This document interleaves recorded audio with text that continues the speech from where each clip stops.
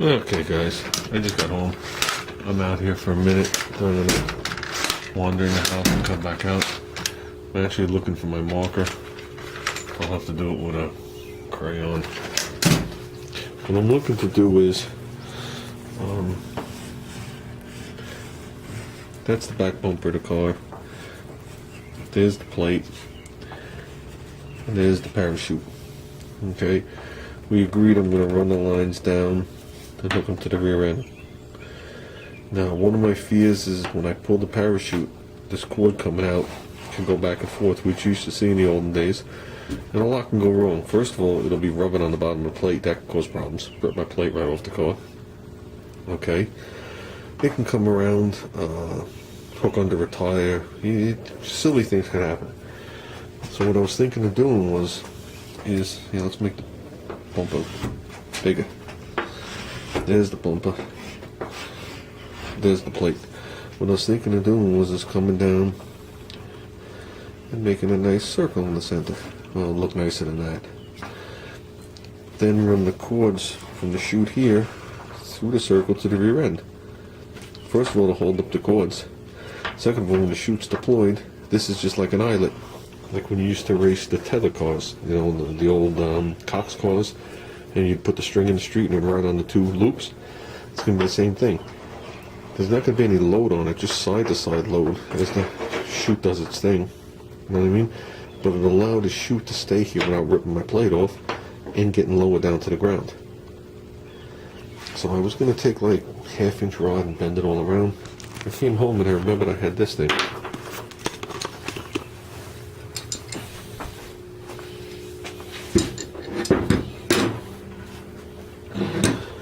Which is a nice width. The only drawback to this thing is technically you have sharp edges. So these edges have to be deburred here and here. These screw things have to be taken out and the holes have to be welded closed. This is some kind of holding device. Don't remember exactly what it held. Yeah, I don't remember at all what it held. I mean, it's an OTC. I could look up the part number. I'm sure it's going to come up Mitsu. Oh yeah, it's got an MB number on it. It's definitely Mitsubishi. This I got when they were closing down the Mitsu dealer next door. I went there and raided all the tools that they were throwing in the dumpster. Figured someday I could use it for something. I know it's too small to hold a pinion flange. These things screw out. Like I said, just fill the hole. But I just got to chamfer this edge so it's riding on a half round. And shorten it to whatever I need. And in the back cross member, there's two bolts. Unfortunately, they're two different heights, so I have to put a little bend in this. Two bolts for the plate for the rear torsion bar for the rear gate. More than strong enough. They actually bolt through the cross member. I could have this thing hang down. Like you see, I can't really make it nice because it's too long to step up there. But for argument's sake, bring it something similar to that. Right now it looks goofy, but I think when I do it, it'll actually be set back to here. And once you have the cords coming through it, then I think it'll be a little more appealing. And when this thing opens, the plate definitely will not hit it because there's a definite setback of about 2 inches or so. So it will be set back past the plate. The top lip of it will probably be about this much lower than the plate. So the cords could do whatever they want without hitting the plate. And that'll guide it. And I'll definitely make it more appealing to the eye. And you know what? If I don't like it, then I don't use it. So, but I'm thinking that. That will actually, I think, look nicer than something homemade. Even though when I'm done, it will be homemade. So, that's something I have to work on. Because I'm going to have to pop this bumper anyway. I want to get these studs situated, and I want to get the holes situated to mount the plate. Figure out how I'm going to actually do it. I mean, I do have clearance behind it.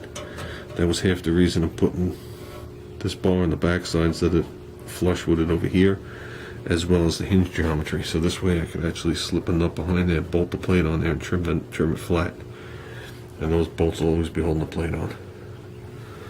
So we'll see. We'll be out here in a little while. I'm going to go in the house for a little bit, say hello to the little guy and the missus and all the other good things. So I just figured I'd let you know that I'm still working. So, okay, we're back out here, just putzing around. We went to the aquarium, look at a fish. We were looking at something triggerfish Junior was looking at, and there's not too many triggerfishes he can get that are reef safe, so he finds this one. Sign we thought said $49 on it, which we thought was stupid cheap. And I told the guy we'd come back in a couple minutes. I forgot my wallet, which I did. I'm sitting on freaking metal splinters. And we walk back in, and we tell him, okay, we'll take it. And he goes, do you know how much it is? The little guy goes, $49? He goes, no, $549. The thing that looked like a dollar sign was a 5. So, I don't have to tell you the fish is still there, right? Okay. That's what we got so far. I'm going to go with 2 studs and 2 wing nuts. Eventually, I'm going to switch these wing nuts to brass, because I just like brass. Brass and silver always go good together. But I'm going to use 2 1/4 inch. Those are 1/4 by 20. Probably what I'll stick with. Sticking out just a tad. I mean, they stick out a tad below the wing nut, so they give a nice look to it. When I pop this bumper off, I'm just going to put a tack on each one to hold them there. I'm not dealing with epoxy. But definitely strengthen this whole thing up. So the plate is rigid. Now I'm just going to mark down here, and there's going to be 2 permanent bolts down here, which will eventually be, you know, probably a nice brass screw like I had holding the plate on before. You know, what you see now isn't what the final product's going to be. But this way the plate will be held on permanently. Then the wing nuts will come off, the studs will stay there, we'll tip it down, and blah, blah, blah, blah. Marked 4 spots. Okay. We're going to mount the bad boy, we're going to mount the chute. So, we got to get that turd off there before it eats away that bumper. So, let's give this a try. Let me pick the metal splinters out of my butt. Dang. So that's it with just the spring in it, no chute. Obviously no cable. So I was hoping you could see the plate a little better than that. So I'm gonna have to see what the situation is. Can't really get it up any higher. So I guess we'll just have to wait till we get pulled over for the first time for whatever reason they want to pull me over. You know what it is, the back of the car is getting lower and lower as the front gets higher and higher. And if the back suspension was at its original height, you know, without altering the springs and everything, this would probably be sitting here right now. I definitely raised the car a good 3 fingers, almost about 2.5 inches worth. So, like I said, from this angle you can't even see the plate. But we're also 4 feet behind the car. So, yeah. At one point I looked at that Diest instead of the Simpson, and this comes in bright orange. That's the way they had it in the 60s. But I lost that bid. That thing turned astronomical. So, but with that, I drilled 2 holes in the bottom for the bottom of the plate. Okay, I didn't put a nut and bolt there because that's going to be the same situation. I'm going to have to trim the back of the heads. I have just the 2 studs sticking out with the wing nuts. And like I said, the jiggle here, when I really get a jiggle, if you look, is the bumper. So, we can stiffen it up. Maybe we'll just throw a big Martin magnet in there, it'll cling it right to the car. So, I think we're going to be okay.